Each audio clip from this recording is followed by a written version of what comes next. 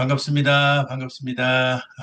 편안하게 오늘 또 가정에서 들으시니까 편안하게 또 재밌고 즐거운 시간이 됐으면 좋겠어요. 그래서 오늘 제가 내용을 공유하면서 천천히 진행을 해보도록 하겠습니다.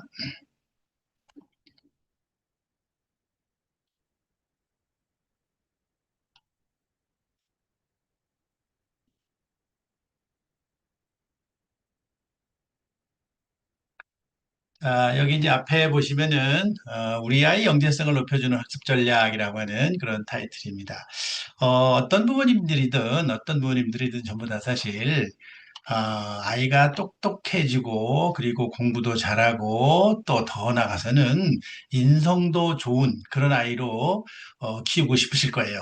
사실, 또 뭐 교육을 담당하시는 분들은 또 그런 방향으로 잡습니다. 그래서 우리가 뭔가를 좀 그 아이들의 교육에 관한 전반적인 틀을 잘 이해하고, 그리고 그 아이들에게 맞는 교육을 제공해 주는 게 굉장히 좋아요. 저는 뭐 영재교육 쪽으로 오랫동안 활동한 그런 사람이기 때문에 영재성과 연결지어서 말씀드리겠습니다. 특히 아이들의 영재성이라는 게 뭐냐, 굉장히 특별한 능력이냐, 그렇게 생각할 필요는 없어요. 이 영재성이라고 하는 것은 능력의 일종인데, 자, 우리가 좀 포괄적으로 말하면 능력이고 잠재력이에요. 그리고 이런 거는 아이가 내재적으로 가지고 있는 건데, 이 내재적으로 가지고 있는 것이 밖으로 이제 바깥으로 자꾸 이렇게 나와야지 성공하고 관련이 있게 되는 것이죠. 그래서 오늘 제가 아이들의 영재성을 이제 길러주고 높여주는 전략을 어떻게 부모님들이 해야 되나 그런 얘기하고, 그다음에 아이들을 정확하게 진단하는 문제, 진단하고 그 특성에 맞는 학습 전략을 어떻게 쓸 것이냐 그런 얘기를 해보려고 합니다. 앞에 보시면요, 이제 영재성은 반드시 밖으로 표현되어야 재능이 된다. 이렇게 말했어요. 자, 영재성이라고 하는 것이 그냥 안에 내면적으로만 있어서는 안 되는 거예요. 내면적으로 있으면은, 사실은 밖에 뭔가를 할 수 있는 게 아니죠. 할 수 있는 능력이 아니거든요. 그래서 이런 것들을 바깥으로 이렇게 표현하게 되어야 되고요. 그 표현에서 재능이 다 재능이 뭐냐면 바로 우리가 구체적으로 말하는, 예를 들면 성적은 하나의 재능이에요. 수학도 하나의 재능이에요. 글을 잘 쓰는 것도 재능이에요. 그 다음에 운동을 잘하는 것도 재능이야. 영재성은 우리가 흔히 오해를 하시는 분이 뭐야, 수학 영재성 이렇게 말하는데, 우리가 학문적으로는 그렇게 부르는 게 잘못된 거예요. 수학적 재능을 영재성이 길러주는 거예요. 그 다음에 뭐 글을 잘 쓰는 거, 뭐 국어적, 언어적 그런 재능이 있는 것이죠. 그 더 나아가서는 이렇게 학교 공부만 해당되는 게 아니고, 나중에 성장을 해서 사업을 잘하고 직장에서 어떤 프로젝트 수행을 잘하는 거 전부 다 연결되는 겁니다. 그래서 오늘 부모님들이 아마 관심 있는 부분을 이렇게 나눠볼 수가 있는데요. 자, 높은 성적에 아마 관심 있을 거예요. 나도 그렇거든요. 난 항상 고민하는 게 어떻게 아이들에게 높은 성적을 만들어주느냐는 거죠. 제일 처음에는 IQ가 높아야 돼요. 일단 IQ라는 것은 여기에 이제 여러 가지 관련된 것이 있는데, 이 IQ는 논리적 사고거든요. 논리적 사고고, 그 다음에 우리가 사고력하고 관련이 많아요. 합리적으로 생각하고 논리적으로 생각하는 거, 이런 거를 우리가 IQ라고 불러요.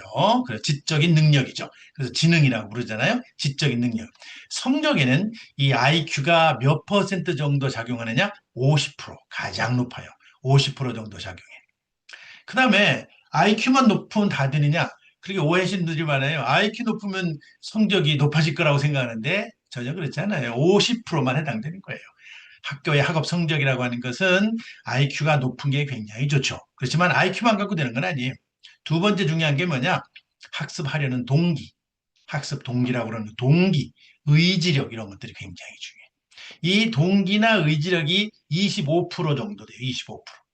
그러니까 이것도 적지 않은 거죠. 보통 우리가 정의적 영향이라고 그러는데 25% 작용해요. 여기에 부모님이 영향이 굉장히 작용하게 돼요. 부모님 영향이. 그 다음에 세 번째는 효율적인 학습 전략이 필요해요. 무조건 공부만 많이 한다고 좋은 성적을 거두는 게 아니에요. 보통 보면은 굉장히 뛰어난 사람들 보면요. 실제로 공부 별로 안 하는 것 같아요. 그런데 더 높은 성적을 거둬요. 그 이유가 뭐냐? 그 사람이 가지고 있는 전략이, 우리가 전략이 좋다는 건 뭐냐면 적은 시간을 들이고도 아주 극대화의 성과, 좋은 성과, 높은 성과를 거두는 게 전략이에요. 여러분들도 인생을 살면서 아마 그런 거 많이 느끼셨을 거예요. 어떤 사람은 열심히 하는데 맨날 그렇게 부유하게 살지 못하는 그런 사람도 있고요. 어떤 사람은 그렇게 뭐 열심히 하는 것 같지도 않은데 굉장히 부자가 되고 부유한 이런 경우도 있고요. 또 회사에서도 마찬가지고 직장 생활에도 마찬가지예요. 아이들도 마찬가지. 이 전략이 굉장히 중요해. 거의 15% 정도 돼요. 그 다음에 부모들의 체계적인 지원이라고 하는 것이 한 10% 정도 돼요. 이것도 굉장히 역할이 큰 거죠. 그렇게 해서 전부 다 합치면 100점 정도가 되는데 100점이라고 하는 영향에는 이런 것들이 고르게 작용한다. 이렇게 일단 알고 시작을 해보도록 하겠습니다. 자, 제가 늘 이제 특강을 할 때마다 항상 하는 게 있는데 그게 이런 그림을 보여드리는 거예요. 여기 이제 그림 앞에 나와 있죠. 여기 박스 안에 이렇게 뭐 이렇게 꼭새, 니은 자가 거꾸로 되어 있는 이렇게 있어요. 이런 그림들이 이렇게 있는데 여기 빈 칸에 들어가는 거, 이 빈 칸에 들어가는 게 과연 뭘까? 그걸 한번 밑에 8개 중에서 정답을 한번 찾아보세요. 빈 칸에 들어가는 게 뭔 것 같아요?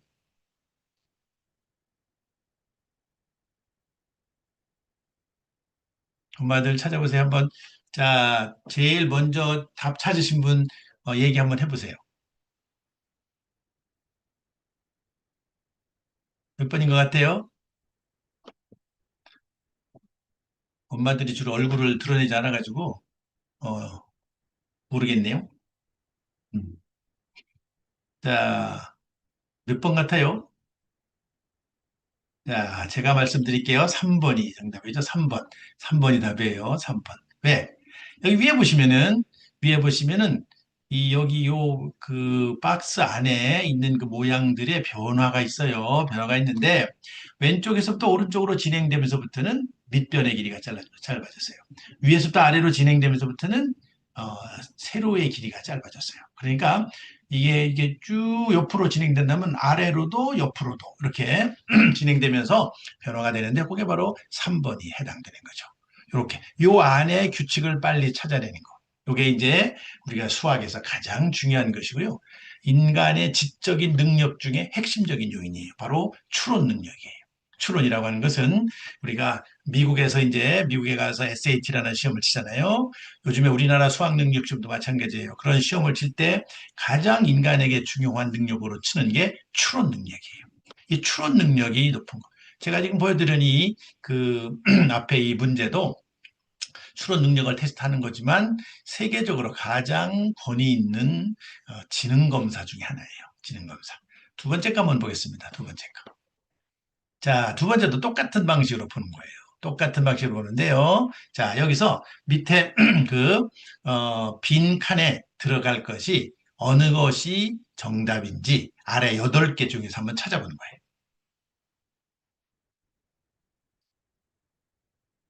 자, 한번 차근차근 찾아보세요.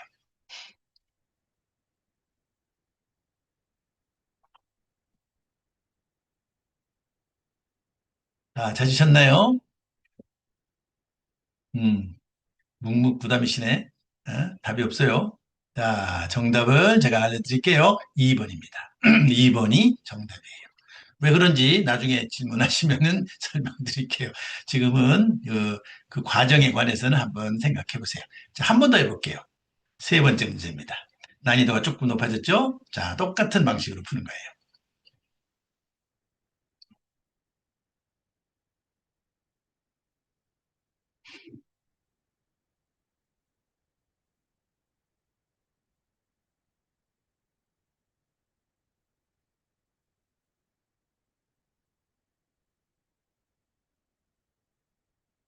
자, 보셨나요? 다 보셨나요? 정답을 말씀해 드릴까요? 우리 팀장님 정답 아시죠? 팀장님은 정답 아세요? 내가 강의한 걸 많이 들어보셔가지고. 자, 정답은 6번입니다. 6번이 정답이에요. 6번. 왜 그런지 그렇게 생각하는 거. 여기 지금 내가 세 가지 문제를 드렸는데 이 세 가지 문제를 논리적으로 하나씩 하나씩 추론해 나가서 문제를 풀어나가는 과정이죠. 이렇게 풀어나가는 과정이 바로 우리의 사고력이에요. 사고력이라는 게 바로 이런 걸 해나가는 거예요. 여기에는 굉장히 중요하게 여러 가지가 작용하는데요. 이 문제를 풀어나가는 데는 여러 가지가 뭐가 작용되느냐? 바로 일단 문제를 잘 이해를 해야 돼요. 문제를 잘 이해를 하고 문제의 변화를 잘 찾아내야 돼요. 변화. 움직이면서 순서대로 움직이면서 어떤 변화가 있었나. 그 변화를 잘 찾아내면서 그 규칙을 찾아서 그것을 적용해야 돼요. 그런데 대개가 이런 거 하다가 잘 정답을 찾지 못하는 아이들의 특징 중에 하나는 뭐냐? 조금 하다가 힘드니까 포기하는 거예요. 중간에 빨리 포기하기 때문에 이거 정답을 찾아내지 못해요. 또 한 가지는 여기서 숨겨져 있는 규칙 자체를 찾아내지 못하기 때문에 그래요. 규칙을 찾아내지 못하거나 아니면 하다가 힘들어서 포기한다거나 이런 아이들은 문제를 잘 할 수가 없어요. 그렇기 때문에 우리가 수학을 잘한다든지 사고력을 높인다든지 이런 것은요, 일단 끈기 있어야 돼. 끈기. 끈기 굉장히 중요해요. 그 다음에 그 문제에 관한 이해가 빨라야 돼요. 문제에 관한 이해. 문제에 관한 이해 굉장히 중요하죠. 이게 바로 뭐냐? IQ예요, IQ. 문제를 잘 이해하는 거, 그 다음에 문제를 끝까지 끌고 나가면서 정답을 찾는 거. 이런 것들이 굉장히 중요합니다. 이런 게 바로 논리적 사고예요. 논리적 사고고요. 자, 그 다음에는 조금 다른 성격의 문제를 보여드릴게요. 다른 성격의 문제입니다. 이건 뭐냐? 이건 아까하고 굉장히 다른 거예요. 이 그림을 딱 보고 이 그림을 보시고 이 그림이 뭐와 같은지 그냥 맞춰보는 거예요. 뭐와 같다. 내 느낌으로는 이 그림이 뭐와 같다. 이렇게 보는 거죠. 뭐와 같다. 뭐 같은가요? 이 그림은요, 뭐 정답이 존재하는 건 아니에요. 아까처럼. 아까는 정답이 딱 하나, 8개 중에 정답이 하나 있었지만은 요거는 정답이 없어요. 그냥 내가 느낌대로예요. 내 그냥 느낌대로.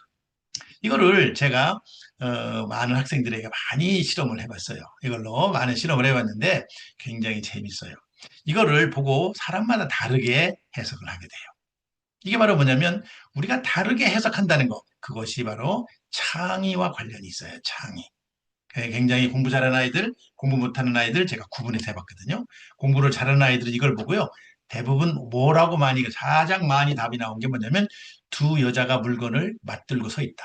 이게 공부 잘하는 아이들의 답이에요. 그러니까 어떻게 보면 굉장히 여기 있는 사실 그대로를 직관적으로 보는 거죠. 자기의 독창성이나 자기의 아이디어가 좀 부족한 거예요. 그런데 공부 못한 애들은 이걸 보고 굉장히 자기의 생각을 여기다 부여를 많이 하는데 이걸 보고 뭐라고 그러냐면은 공부 못했던 아이들. 제가 못했다는 기준이 뭐냐? 전체 중에서 하위 20%, 하위 20% 들은 아이들은 이걸 보고 곤충의 얼굴 같다라고 그랬어요. 굉장히 달라요. 공부를 잘하는 아이들하고 공부를 못하는 아이들이 그 자기의 생각을 표현하는 방식이 굉장히 달라요. 어찌 보면 공부를 좀 못한 아이들이 훨씬 더 순수하고 그리고 자기의 독창적인 생각을 가지고 있다고 볼 수가 있는 거예요. 우리가 생각할 때 굉장히 논리적인 아이들이 창의적인 생각을 하는 게 아니에요. 굉장히 달라요. 요거는 그렇게 봤고요. 그 다음에는 요 그림인데요. 요거는 이제 어떤 아이가 이렇게 그 앞에 이렇게 바이올린 같은 걸 놓고서 이렇게 고민하고 있는 그런 그림이거든요. 바이올린 놓고 고민하고 있는 그런 그림인데, 자, 무엇 때문에 고민할까요? 얘 고민하는 내용이 뭘까요? 그런 질문입니다. 고민하는 내용이 뭘까요? 뭐 같아요? 고민하는 내용이? 자, 고민하는 내용이 과연 뭘까? 이 고민하는 내용을 이제 아이들한테 질문을 해봤어요, 제가. 고민하는 내용이 뭔지 질문했더니 아이들이 이제 제 밑에 그 뭐 악기 같은 게 하나 있으니까 공부를 잘하는 아이들은 주로 악기에 관심을 많이 가져요. 악기. 악기에 관심을 많이 갖고, 악기가 연주하는 거잖아요. 소리를 내는 거죠. 거기에 집중을 해요. 그래서, 지금 막 줄이 끊어졌다. 뭐 아니면 뭐, 이거를 연주하는 방법에 관한 얘기를 한다. 뭐 이런 등등에 관한 얘기를 많이 해요. 그런데 공부를 못하는 애들은 그거와 굉장히 좀 거리가 있는 생각을 했어요. 공부를 못하는 애들이 뭐라 그랬냐면은 가장 많이 나온 답이 뭐냐면 저 악기를 팔면 얼마쯤 받을까? 이런 생각을 하는 거예요. 굉장히 달라요. 거리가 있는 생각인 거죠. 우리가 이 창의성이라고 하는 게 바로 뭐냐면 본질적인 것부터 거리가 있는 생각을 아이디어를 내놓는 사람이 훨씬 더 창의적인 아이디어예요. 우리가 수학에서도 마찬가지고 국어에서도 마찬가지예요. 창의적인 생각, 논리적인 생각. 이 두 가지가 바로 가장 중요한 영재성을 구성하는 그런 능력들이에요. 자, 논리적인 생각, 창의적인 생각, 이걸 합쳐서 사고력이라고 부르는 거예요. 사고력이라고. 근데 어떤 분들은 이 개념적인 정리가 안 된 분들 이렇게 말을 해요. 창의성과 사고력을 기른다. 이렇게 말을 쓰는데, 그거는 틀린 말이에요. 사고력 속에 논리적인 생각, 창의적인 생각이 들어있는 거예요. 그러니까 창의적인 생각도 사고력이고 논리적인 생각도 사고력인 거예요. 이걸 두 개를 다 합쳐서 우리는 사고력이라고 불러야 하는 것이죠. 그러니까 이 개념적인 정리가 좀 안 된 경우도 많이 있어요. 자, 그 다음 한번 보겠습니다. 자, 나는 누구일까요? 하는 겁니다. 자, 왼쪽에 있는 사람은 아인슈타인이고요. 중간에 있는 사람은 빌 게이츠고요. 오른쪽에 있는 사람은 워렌 버핏이죠. 요즘에 워렌 버핏이 아주 정말 굉장히 워렌 버핏이 아주 연세가 많아요. 지금 굉장히 많아서 이제 그 유명한 회사를 넘겨준다 그런 말을 많이 하고 있어요. 자, 아인슈타인, 뭐 빌 게이츠. 자, 우리는 아이들을 키울 때 우리 아이가 만약에 우리 아이가 이 셋 중에 아니면 앞에 두 사람 둘 중에 어떤 사람 같이 컸으면 좋겠나 한번 생각해 보세요. 우리 아이가 큰다면은 과연 이 둘 중에 어떤 아이로 컸으면 좋겠나. 옛날에는요, 아인슈타인을 굉장히 훌륭한 사람으로 생각했어요. 물론 훌륭한 사람이죠. 노벨 물리학상까지 받은 사람이니까 훌륭하고요. 유명한 훌륭한 과학자입니다. 자연과학자예요. 그런데요, 요즘 제가 이 특강을 하거나 이럴 때 하면서 많이 물어보면은 전부 다 엄마들이 우리 아이는 빌 게이츠 같이 컸으면 좋겠다. 이렇게 하는 사람들이 많아요. 굉장히 많아졌어요.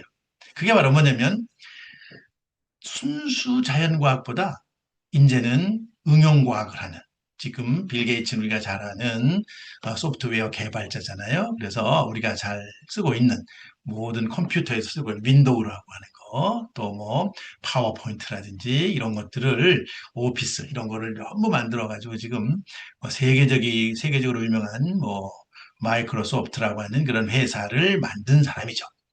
지금도 아마 대주주일 건데요. 하여튼 대단한 사람인 거죠. 대단한 사람이에요. 옛날에는 그 순수과학을 좋아했는데 지금은 응용과학 하는 사람들을 굉장히 좋아해요.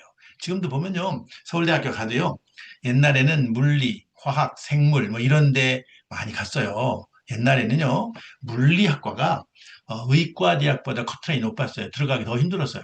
근데 지금은 어떠냐? 의과대학이 훨씬 높아요. 사실 의과대학은 응용이죠. 뭐 상당한 응용이죠. 물론 뭐 의과대학 안에는요. 기초 교수가 있어요. 기초를 담당하는, 즉, 다시 말해서 생리, 뭐 이런 등등을 가르치는 기초 교육도 있지만, 임상교수, 환자를 직접 보는 그런 임상교수들을 아주 인기 있게, 뭐, 돈도 많이 벌고, 전문가로 우리가 의사를 보잖아요. 그런 식으로 자꾸 응용으로 많이 넘어가요. 우리나라는 의과대학을 많이 가려고 그러지만, 인도 가면요, 인도의 모든 그 학생들은 공과대학을 하려고 합니다. 공과대학. 중국도 지금 상당한 사람들이 공과대학으로 가려고 해요. 우리나라도 너무 의대로 가지 말고 공대로 많이 갔으면 좋겠는데, 또 우리나라는 뭐 순수과학도 굉장히 필요해서 수물화생이라고 그러잖아요. 그런 쪽으로. 일단 그런 거를 잘 하려면 공대든 뭐 수물화생이든 뭐든 요즘에는 자연과학 말고 인문사회과학도 수학을 굉장히 잘해야 돼요. 여러분들 경제학으로 하면요. 미시경제라는 게 있거든요. 미시경제학에는 굉장히 수학이 많이 필요해요. 수학은 모든 학문의 기초가 되기 때문에 그래요. 수학은 아주 논리적인 것이 그 안에 가득 들어있고 플러스 창의적인 것도 굉장히 필요해요. 그래서 제가 오늘 영재성을 큰 그림에서 두 가지로 보는데 첫째 영재성, 논리적 사고입니다. 논리적으로 생각하는 우리가 사고력 그렇게 하는데 굉장히 말은 많이 하는데 제가 얼마 전에도 부산에 가서 특강을 했는데요. 부산에 가서 특강을 했는데 이 엄마들이 사고력에 대해서 굉장히 관심과 흥미가 뜨거워요. 굉장히 관심이 있어요. 그런데 사고력이 뭔지 잘 모르더라고요. 참, 사고력을 모르면서 사고력에 관심을 있으면 안 되죠. 사고력이 뭔지. 첫 번째 영재성이 논리적 사고예요. 논리적 사고. 논리적 사고는 제가 가볍게 설명을 한번 드려볼게요. 여기 있는데요. 박스 안을 한번 보세요. 박스 안에 보시면은 안에 동그라미가 있어요. 동그라미. 동그라미 안에 세 가지가 있어요. 조작, 지식, 성향이라고 하는 것이 있습니다. 우리가 어떤 생각을 하려 그러면은 먼저 지식이 있어야 돼요. 지식. 알아야 돼요. 그 내용을 정확하게 알아야 거기서 사고가 출발해요. 우리가 수학 문제도 마찬가지잖아요. 수학을 풀든 뭐 과학을 하든 뭐를 하든 알아야 돼. 그걸 알아서 머릿속에 넣어야 그게 사고의 바로 시작이 되는 거예요. 기초적인 사고가 바로 지식에서 시작됩니다. 알아야 돼요. 지식이 필요 없는 게 아니에요. 지식을 많이 알아야 돼요. 지식을 가지고 쌓아야. 그 다음에는 보면은 뭐가 있는지 아세요? 조작이라는 게 있어요. 조작이 뭐냐? 저 지식들을 연결하는 거예요. 관계에 있는 길이 묻기도 하고, 연결하기도 하고, 또 그걸 가지고 새로운 것을 만들어내기도 하고, 그 지식이 없으면 조작이 이루어질 수가 없죠. 조작이라 그래요. 조작. 그 다음에 오른쪽에도 성향이라는 게 있어요. 성향. 어떤 사람은요, 저거를 굉장히 자기의 스타일대로 방식으로 생각을 해요. 그래서 이 성향이라고 하는 것은 성격하고 관련이 많이 있는데요. 우리가 보통 성격도 외향적인 사람이 있고 내성적인 사람이 있어요. 외향도 내성. 그 다음에 굉장히 우리가 그 아주 감정적, 필링 같은 거, 감정에 굉장히 익숙한 그런 사람이 있고요. 어떤 사람은 굉장히 아주 쿨하고 감정에 흔들리지 않는 그런 사람이 있어요. 이런 게 성향이에요, 성향. 이런 것이 바로 사고에 굉장히 중요한 영향을 주는 거예요.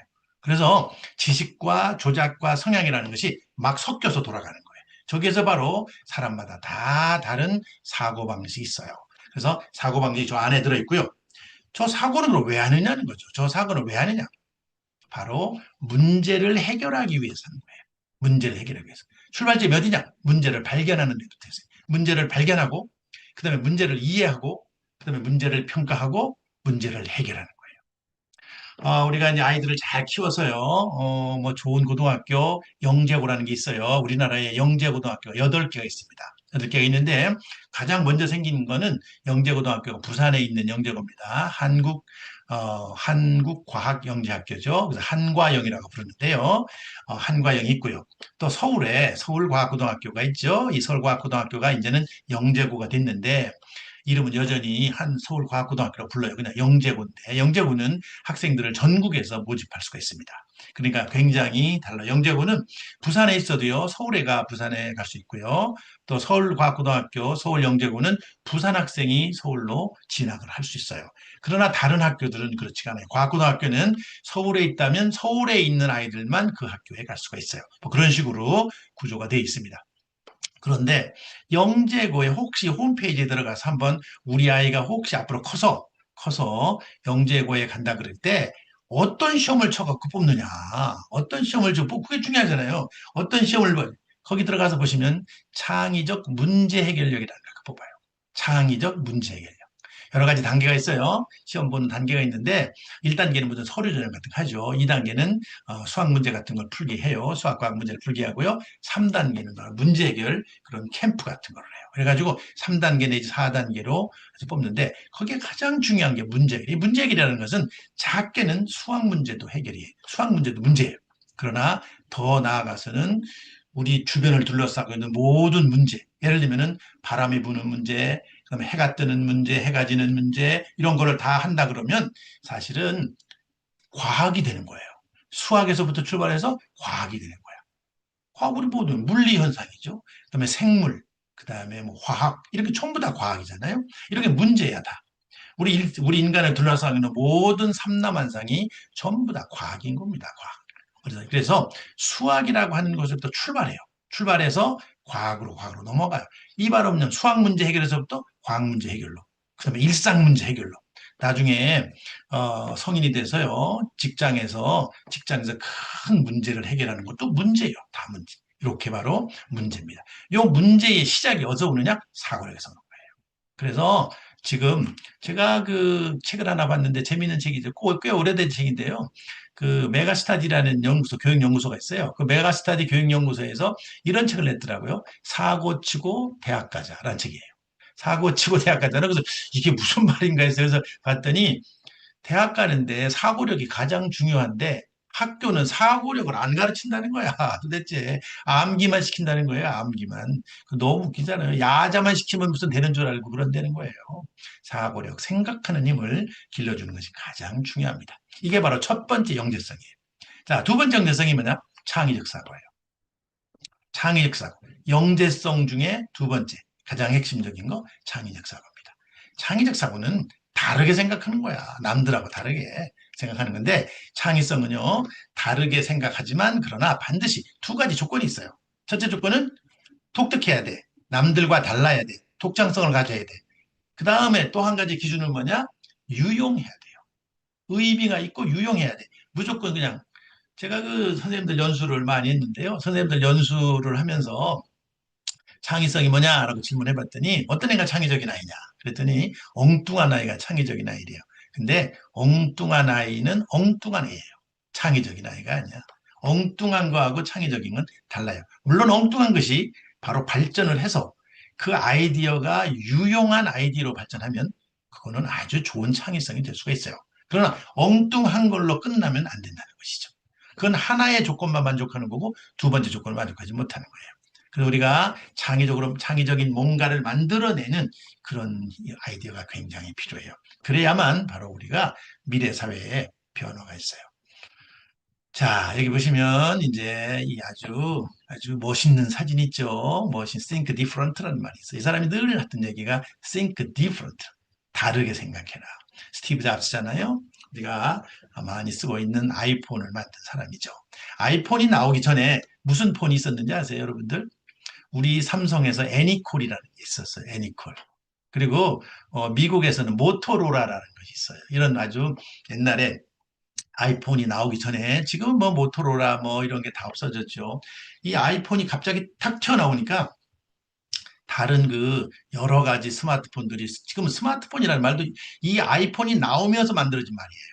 그 전에는 스마트폰이라는 말도 안 썼어요. 아이폰이 만들어지면서 여러 가지 새로운 용어들이 나왔는데 그 중에 하나가 앱이라는 거예요. 아이폰이 딱 나왔을 때 앱이라는 말이 처음 나왔습니다.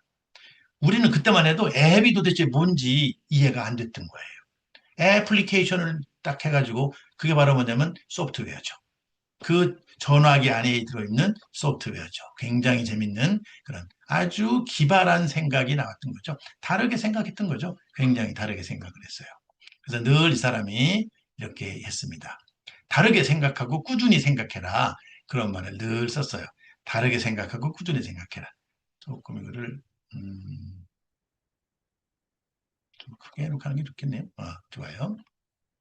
다르게 생각하고 꾸준히 생각해라. 이렇게 다르게도 생각해야지만 꾸준히도 생각해야 된다. 이게 굉장히 중요한 얘기입니다.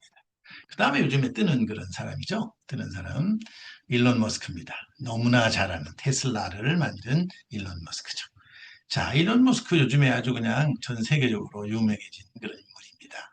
굉장히 아주 열정적이고 천재라고 말할 수 있는데 이 사람이 가지고 있는 장점이 뭐냐? 괴짜죠. 괴짜지만 그것이 유용한 결과를 만들기 때문에 그게 이 사람을 우리가 높이 평가하는 거예요. 테슬라 자동차 전기 자동차죠. 사실은 전기 자동차 테슬라를 처음에 이 사람이 테슬라를 시작한 게 아니에요. 다른 사람들이 시작했어요. 그런데 그 회사에다가 투자를 했다가 그 회사가 망하니까 그냥 내가 대주주가 되자고 내가 맡겠다. 그래가지고 사실 그 회사가 지금까지 이렇게 큰 거예요. 그뿐 아니라 지금 뭐 사람이 지금 스페이스X라고 그래가지고 하늘로 쏘아 올리는 인공위성. 요즘에 지금 그 하늘에 우리 굉장히 많은 인공위성을 쏘아올려서 통신위성들이죠. 이런 것도 있고요. 스타링크라고 그러는데 그다음에 이 안에 로켓 발사를 하는 거잖아요. 로켓 발사를 해서 이 로켓이 우주로 날아가면서 이 로켓이 돌아오게 하는 그런 아주 기발한 것들을 만들어내는 거죠. 이게 바로 창의예요. 그런데 제일 중요한 거는 이 창의는 가장 기본적인 것부터 시작을 해야 된다 하는 거예요. 나는 이 창의 얘기를 하면서 엉뚱하기만 하면 된다. 전혀 그렇지가 않아요. 창의도 지식을 기반으로 해야 돼요. 굉장한 지식을 기반으로 해야 됩니다. 자, 여기 지금 세 분이 있어요. 세 분이 있는데요. 자, 이 세 분이 이 이름을 딱 보니까 일본 사람이잖아요. 일본 사람. 혹시 아시는 분 계신가요? 이 일본 분들이 뭐로 유명하신 분인가? 뭐로 혹시 그 관심 있는 이런 데 관심 있는 수학에 관심 있고 과학에 관심 있는 분들 같으면 아실 건데 이 세 분이 바로 이제 왼쪽에 있는 분은 이사무 교수고요. 그다음에 중간에는 히로시 아마노 히로시 교수고 제일 오른쪽에 있는 사람이 나카무라 슈지입니다. 이 나카무라 슈지가 가장 중요한 인물이에요. 여기서 가장 중요한 분이에요. 이 노벨상을 받을 때는 실제 실험을 한 사람과 이론을 한 사람, 이론하는 같이 이렇게 팀워크가 돼야 돼요. 올해도 일본에 두 명의 노벨상 수상자가 나왔잖아요. 우리나라는 그렇게 기다리고 하는데 안 나와요. 도대체 한국이 노벨상을 못 받는 이유가 뭘까? 제가 볼 때는 끈기가 없어서 그렇다고 봐요, 저는. 요즘 아이들 끈기 없어요. 조금만 하면 포기해요. 굉장히 빨리빨리 포기해요. 우리가 수학을 배운다, 과학을 배운다, 뭐를 하든 간에 끈기가 있어야지 뭔가 열매를 얻을 수가 있어요. 열매. 뭐 초등학교 유아기, 초등학기에 뭐 공부 뭐 열심히 하는 거 좋아요. 그러나 끈기, 고등학교 가봐야죠. 그렇잖아요. 고등학교까지 꾸준히 공부를 해야 돼요. 네, 꾸준하다는 얘기는 조금 어떤 아이가 먼저 간다고 그래서 너무 거기에 자극을 받으면 안 돼요. 내 페이스로 뛰는 게 굉장히 좋아요. 마라톤 할 때 보세요. 초창기에 뭐 조금 뒤에 있어도 괜찮잖아요. 원래 항상 기록이 제일 좋은 사람은 한 2등, 3등에 뛰더라고요. 보니까 2등, 3등에 뛰다가 결국에 마지막에 가서 확 역전을 시켜서 골인 지점쯤 가가지고 역전을 시켜요. 우리 아이들도 좀 그런 게 필요해요. 꾸준한 것이 굉장히 필요해. 뭐 수학 공부를 한다. 그러면 수학 공부를 좀 꾸준히 좀 해야 돼. 조금 하다가 그냥 현혹돼 가지고 어떤 엄마가 이렇게 말하면 그쪽으로 가고 이렇게 하면 왼쪽으로 가고 오른쪽으로 가고 이렇게 아니라 꾸준하게 정말 이 여기서 수학을 공부하는 것이 정말 타당하다고 생각하면 제가 볼 때는 좀 꾸준히 밀어붙이는 것이 굉장히 필요하다고 생각해. 이 사람들이 뭐로 유명한 사람이냐? 바로 우리가 지금 현재 쓰고 있는 LED 등을 만든 사람들이에요. LED. LED를 만들었는데요. 보세요, 여기. 백열전구, 형광등, LED. 이렇게 발전했어요. 제일 처음에 우리가 백열전구 썼잖아요. 그 다음에 두 번째 형광등 썼잖아요. 지금은 형광등 쓰는 사람 없어요. 다 LED 쓰죠. 우리가 모든 건축 실내의 모든 조명은 LED로 바꿔놨어요. 근데 이 사람들이 바로 그분이 LED 만드는데 LED는 어떻게 만들어지느냐? 1980년대 이미 적색과 녹색의 LED가 개발이 됐어요. 적색과 녹색 LED가 개발이 되는. 여기 뭐가 필요하냐? 청색 LED가 필요한 거예요. 청색 LED까지 합쳐야만이 백색광이 나오는 건데 청색을 개발하지 못한 거야. 그래가지고 고민하는데 드디어 아까 그 세 분, 다시 한번 볼까요? 이분들. 오른쪽에 계시는 분이 나카무라 슈지인데 이분이 바로 수천 번의 실험을 해서 성공을 하게 됩니다. 그 미국에서는 이거는 도저히 개발하기 어렵다. 앞으로 100년 안에는 개발이 되지 않을 거라고 말한 건데 저 사람이 성공을 시킨 거예요. 그래가지고 현재 우리가 쓰는 이런 LED를 우리가 지금 쓰고 있고 너무 고마운 거죠. 우리가 지금 얼마나 밝아요. 수명이 얼마나 길어요. 여러분들 옛날에 백일 전구는 뭐 조금 쓰다가 갈아줘야 되잖아요. 형광도도 어느 정도 쓰면 몇 년 쓰면 또 갈아줘야 되잖아요. LED는 수명도 길죠, 밝죠, 또 전기 소모량도 적죠. 이게 바로 뭐냐면 창이에요. 우리 아이들을 창 있는 아이로 키운다. 엉뚱하게만 해서 되는 게 아니야. 이렇게 사람들에게 도움이 되는 유용한 것을 만들어내는 힘. 이게 있어야 그게 바로 창이에요. 다카무라 슈지 교수가 쓴 책이 있는데 혹시 관심 있는 분은 한번 읽어보시기 바랍니다. 2014년도에 노벨 물리학상 받았는데요. 끝까지 해내는 힘이라는 게 가장 중요하다는 거죠. 1등이 아니라 끝까지 해내는 사람이 세상을 바꾼다. 누가 세상을 바꾸느냐? 끝까지 해내는 사람이죠. 1등만 하는 사람이 아니에요. 끝까지 해내는 사람. 아이들도 키우실 때 그거를 굉장히 중요하게 생각하면서 키우셔야 돼요. 그냥 하다가 말고. 우리나라 요즘 애들 보면 제가 영재 교육을 오래 한 사람인데요. 참 영재 아이라 그래서 뭐 IQ가 높고 뭐 그런 아이들 나쁘지 않아요. 괜찮은데 너무나 끈기가 없어요. 칭찬 조금만 해주다가 안 해주면 포기해. 그리고 칭찬을 계속 해주면 조금 해. 그러다가 좀 이런 안 돼가지고 좀 혼나거나 비난을 받아요. 그러면요, 금방 포기해버려요.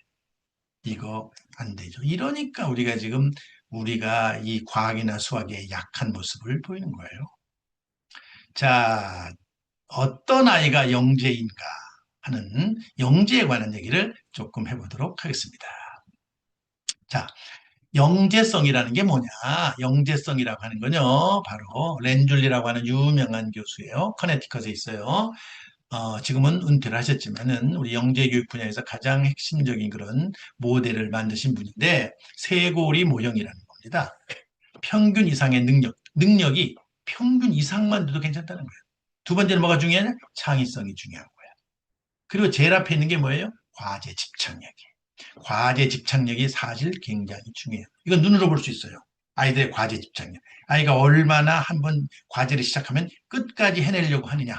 이 힘을 길러줘야 돼요. 이거를 길러줘야지 문제 푸는 기술만 길러줘서는 안 돼요. 그게 같이 다 있어야 돼요. 아이디어도 있어야 되고 문제를 푸는 기술도 있어야 되고 전략도 있어야 되지만 뭔가 할 수 있는 힘이 있어야 돼요. 과제 집착력이라고 그러죠. 어떤 아이가 영재인가 하는 거죠. 이건 일단 미국의 말랜드 보고서라고 하는 곳에서 나온 영재성이라는 건 6가지 영역이에요. 일반 지적 능력, IQ 높아야 돼요. 일반 지적 능력이라는 건 IQ 높아야 영재야. 그다음에 학업 적성이 높아야 돼요. 언어 수학 과학. 언어 수학 과학이 높아야 돼. 높은 성적.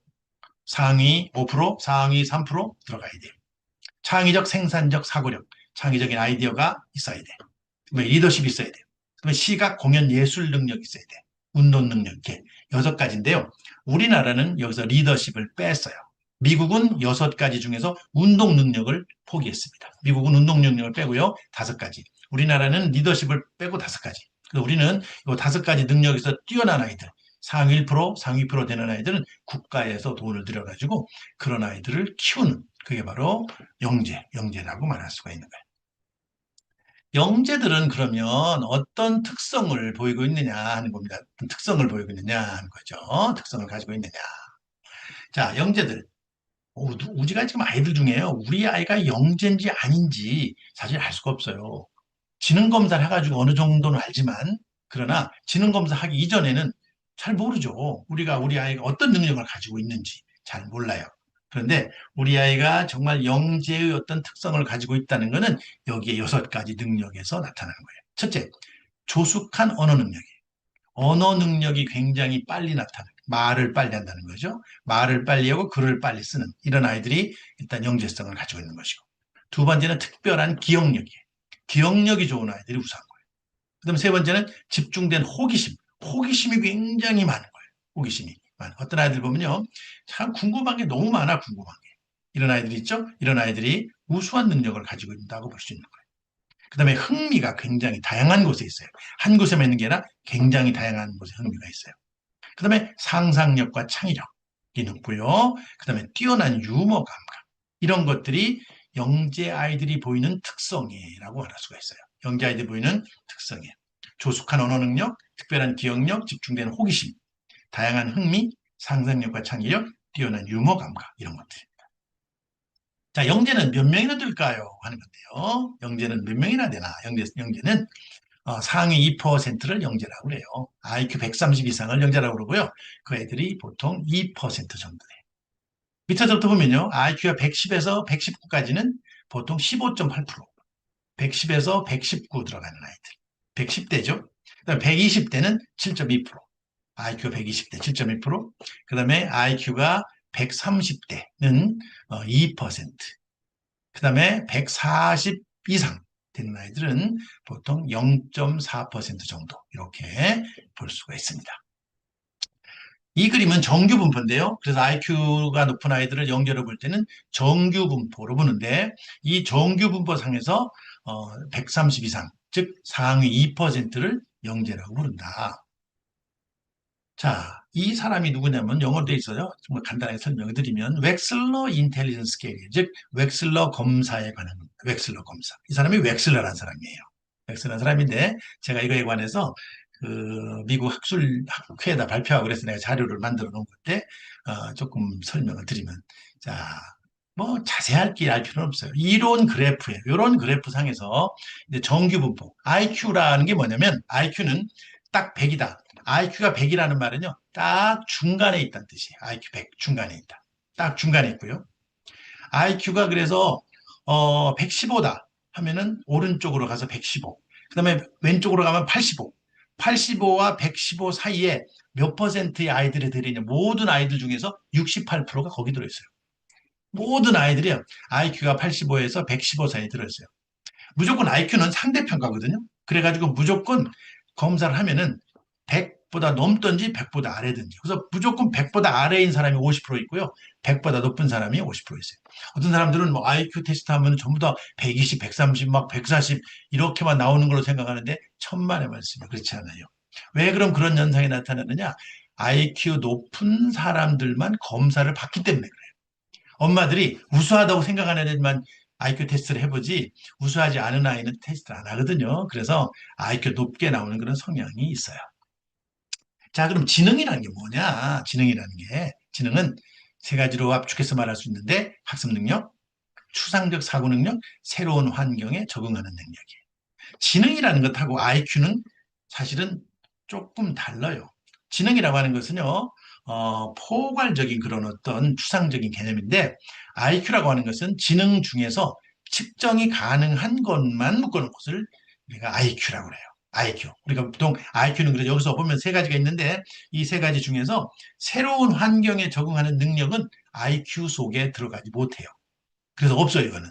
그럼 우리가 IQ 테스트를 하면 주로 어떤 능력을 측정하느냐? 학습 능력하고 추상적 사고 능력만을 측정해요. 학습 능력, 추상적 사고 능력. 요것만을 주로 측정해서, 그러니까 지능이 훨씬 포괄적인 개념이고, 그 중에 일부가 사실은 IQ라고 말할 수가 있는 거죠. IQ 테스트라는 결과입니다, 이게. IQ 테스트라는 결과인데요. 이 IQ, 웩슬러라는 사람이 만든 이 IQ인데요. 이 웩슬러 IQ 테스트를 보면은 다섯 가지 능력을 측정을 해요. 다섯 가지 능력, 언어 이해 능력, 시공간 능력, 유동 추론 능력, 작업 기억, 처리 속도. 이렇게 하는데, 요 다섯 가지 영역의 능력 중에서 그거를 측정하기 위해서는 소검사를 해야 돼요. 소검사. 여기 보시면 소검사, 언어 이해다. 그럼 언어 이해는 세 가지 소검사를 했어요. 상식, 공통성, 어휘라고 하는 세 가지 검사를 했어요. 상식이 좀 낮죠, 얘는. 상식이 좀 낮고 공통성, 어휘가 굉장히 높아요. 시공간 능력에는 토막짜기, 모양 맞추기란 두 가지 소검사를 했고요. 유동 추론은 행렬 추리, 공통 그림 찾기. 작업 기억은 그림 기억, 위치 찾기. 처리 속도는 동영 찾기, 선택하기. 요 이제 그 검사는요, 유아용 검사입니다. 유아용 검사인데, 요 검사를 받은 아이는 지금 IQ가 굉장히 높은 아이예요. 굉장히 높은 아이. 여기 지금 그 환산 점수 프로파일에 보시면 10점으로 10점에 줄이 쭉 가 있잖아요. 줄이 쳐놨는데 요게 평균이에요. 그래서 요 연령에 있는 아이들끼리 비교했을 때 얘는 지금 평균보다 굉장히 높다 그런 뜻이에요. 그래서 실제로 점수를 종합해 보면 얘는 언어 이해 능력이 지표가 124, 시공간 135, 유동추론 131, 작업기억 135, 처리속도 120. 그래가지고 지표 점수를 토탈 점수를 합쳐놨더니 132, IQ가 132라는 뜻이. 얘는 IQ가 132고 오른쪽으로 가보면은 100분위가 98.0이잖아요. 98.0이라는 말은 뭐냐면 상위 2%다. 상위 2%에 들어가는 아이고 IQ는 132가 되는 아이다. 이렇게 이런 데이터를 볼 수가 있어요. 그래서 우리가 이렇게 검사를 한번 해보면 이 아이가 뭐가 낮고 뭐가 높고 뭐가 낮고 뭐가 높다는 걸 금방 알 수. 얘는 지금 비교적 다 높고 처리 속도만 조금 낮을 뿐이에요. 그렇게 굉장히 높은 아이다. 이건 유아거든요. 그 다음에 하는 검사는, 이 검사는 뭐냐면, 이제 아동용 검사, 초등학생 이상 하는 아동용 검사인데, 얘는 지금 보면요, 굉장히 재밌게도 검사를 굉장히 많이 했는데, 평균 아래로 떨어지는 것도 꽤 많아요. 그렇죠? 평균 아래로. 일단, 공통성이라는 게 평균 아래로 떨어졌어요. 9점이야, 9점.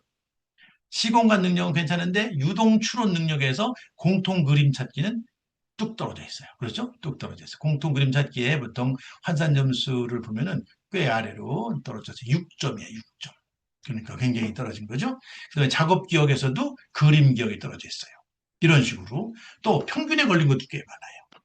얘는 지금 보통 낮고 높고 이렇게 막 합쳐서 종합을 해보면 사실은 다음 페이지 나오는데요. 종합을 해보면 IQ가 113이 되는 아이예요. IQ가 113. 그리고 100분위를 보면 82 돼 있죠? 100분위가 82. 82라는 얘기는 뭐냐면은 상위 18%, 상위 18%에 들어가는 아이다. 이런 식으로. 그래서 요 다섯 가지 능력에서 낮은 게 뭐고 높은 게 뭐로 이렇게 진단을 하는 것이 굉장히 필요합니다. 학습 전략은 그럼 이런 아이들에게 어떻게 학습 전략을 짜줘야 되느냐 하는 건데요. 학습 전략이라는 말은 바로 학생이 학습의 과정을 관리하고 학습 능력을 높이는 계획과 기술이에요. 그러니까 내가 가지고 있는 능력을 극대화하는 그런 노력이죠. 극대화는 굉장히 필요해요. 전략이란 말은 어디서 쓰는 말이냐면 전쟁에서 쓰는 거예요. 군대에서 전략, 전투, 전략 이런 걸 쓰거든요. 군대는 왜 이겨야 되는 거죠. 힘은 뭐 그냥 망하는 거잖아요. 지금도 러시아하고 우크라이나 싸우고 있잖아요. 굉장히 싸우고 있어요. 자, 짐은 뭐 박살 나는 거예요. 뭐 그냥 폭탄이 와가지고 뭐 다 때려 부시고 뭐 아이들도 마찬가지예요. 요즘은 치열한 경쟁 사회잖아요. 경쟁은 피할 수가 없어요. 어릴 때 너무 경쟁을 시키면 좋지 않아요. 너무 어릴 때 경쟁을 시키면 안 좋기 때문에 우리가 경쟁을 피하자는 거지만 성인이 돼서도 경쟁을 피하고 살 수는 없습니다. 우리는 이겨야만 하는 거예요. 이 전략은 바로 이기는 기술이죠. 그래서 아이가 해야 되는 학습 전략이 있고 엄마가 해야 되는 학습 전략이죠. 이걸 잘 보셔야 돼요. 자, 먼저 아이가 해야 되는 학습 전략. 첫째, 주어진 정보를 정확하게 이해하는. 정보를 무조건 정보가 오면 정확하게 이해해야 돼. 여기서 굉장히 재밌는 거는 제가 늘 이렇게 상담을 하거나 이럴 때 보면은 책을 빨리 읽게 하는 엄마들이 굉장히 많아요. 책을 빨리 읽게. 빨리 읽는 것 정말 좋지 않습니다. 책을 절대 빨리 읽게 하면 안 돼요. 가급적이면 천천히 하고요. 그리고 그 내용을 충분히 이해를 하게끔 시켜야 돼요. 어떤 엄마들은 우리 아이가 하루에 5권 읽는다. 이런 걸 굉장히 강조하는 분이 있는데 그거 하나도 강조할 일이 아닙니다. 5권 읽으면 뭐해? 모르는데 하나도. 읽으면 뭐해? 모르는데. 읽으면 그 내용을 정확하게 이해를 해야 돼요.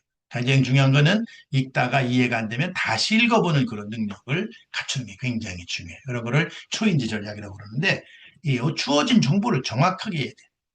우리가 어떤 사람은 말귀를 못 알아듣네 이런 말 쓰잖아요. 말로 할 때도 마찬가지예요. 말로 할 때 상대방 말하는 거를 정확하게 이해하는 것이 굉장히 중요해요. 두 번째는요. 문제의 구조화. 문제를 딱 틀로 만드는 게 굉장히 중요해요. 틀. 이야기가 있으면 스토리, 인과관계 이런 걸 잘 찾아야 돼요. 관계를 잘 찾는 것이 굉장히 중요해요. 관계 있는 거와 없는 거. 그다음에 세 번째는 기억력 강화, 반복, 속으로 되뇌임 이런 것이 굉장히 중요해요. 스스로 반복하는 거죠. 반복하는 게 굉장히 중요해요. 속으로 자꾸 되뇌요. 공부 잘하는 아이일수록요. 책을 보고 책상에 앉아서만 공부하는 게 아니에요. 길거리 걸어가면서도 공부를 해요. 왜? 내가 아까 공부한 거를 머릿속으로 계속 되뇌임을 하고 있거든요. 그러면 네 번째는요, 학습 습관을 형성시키는 게 굉장히 중요해요. 학습의 태도. 공부를 하는 것이 부정적이면 안 돼요. 긍정적이어야 돼요. 그리고 공부하는 것이 좀 규칙적이어야 돼요. 일상적으로 규칙이 있어야 돼요. 아주 강한 사람이 어떤 사람이 강하냐? 아주 적게 하지만 꾸준히 하는 사람이 강한 사람이에요. 아이 공부도 실력은 꾸준히 하는 데서 비롯되는 겁니다. 자, 부모가 해야 할 학습 전략이에요. 부모가 해야 될 학습 전략 뭐냐? 현행 학습을 한 후에 선행을, 필요하다면 후행을. 현행 학습을 한 후에 선행을 해야 돼. 현행 학습은 집어치우고 선행만 해. 이거 아주 안 좋은 습관이에요. 지금 뭐 선행 그런 말 하는 분이 굉장히 많은데 그거는 학습 이론을 모르는 사람들이에요. 현행을 못한, 이해를 못하는 애가 선행을 하면 무슨 의미가 있겠어요? 그러면 안 된다는 거예요. 그래서 특히 수학은 논리적인 체계가 있는데 현행을 잘 한 다음에 선행을. 만약에 필요하다면 후행도 해야 되는 거예요. 거꾸로 내려가서도 다지고 올라와야 된다는 거죠. 그다음에 즐거운 학습 태도 형성이 굉장히 중요해요. 규칙, 루틴 이렇게 늘 생활 속에서 즐겁게 학습 태도를 만들어주는 것이 부모가 굉장히 해야 될 그런 일이고요. 그다음에 아이의 특성을 중심으로 접근해야 돼요. 아이의 특성이 있어요. 굉장히 혼자 하는 걸 좋아하는 아이도 있고 같이 하는 걸 좋아하는 아이도 있어요. 그리고 논리적으로 생각하는 걸 힘들어하는 아이도 있어요. 그런 아이들은 논리적으로 생각하는 걸 쉽게 자꾸 그 아이에게 맞게끔 맞춰주는 것이 굉장히 필요해요. 그리고 기초를 탄탄하게 만들어주는 것이 가장 중요합니다. 그리고 아이에게 적절한 학습의 양을 줘야 됩니다. 너무 과하게 학습을 양을 주고 숙제를 너무 많이 하게 하고 이렇게 됐을 때는 학습에 대해서 굉장히 부정적인 태도가 형성이 되죠. 이럴 경우 소원에 있어요. 손해를 보게 됩니다. 그래서 제가 오늘 쭉 말씀드린 게 지금 우리가 사고력을 기반으로 해서 영재성을 어떻게 길러주는 영재성이라고 하는 것은요. 영재성이라고 하는 것은 안에 들어있는 거예요. 내면 속에 잠재력으로 들어있는 거거든요. 이거를 밖에서 자극을 주어서 그걸 바깥으로 나오게끔 하는 것이 굉장히 중요하다. 그 사고력이라고 하는 것은 바로 논리적으로 생각하는 것하고 창의적으로 생각하는 그런 힘을 말한다. 사고의 가장 기본 우리가 잘 이해를 하시고 정말 사고에 기초해서 잘 공부를 해 나가야 나중에 수능도 아니면 뭐 뭐를 하든지 간에 성공적으로 삶을 살아갈 수 있다 하는 말씀을 드렸습니다.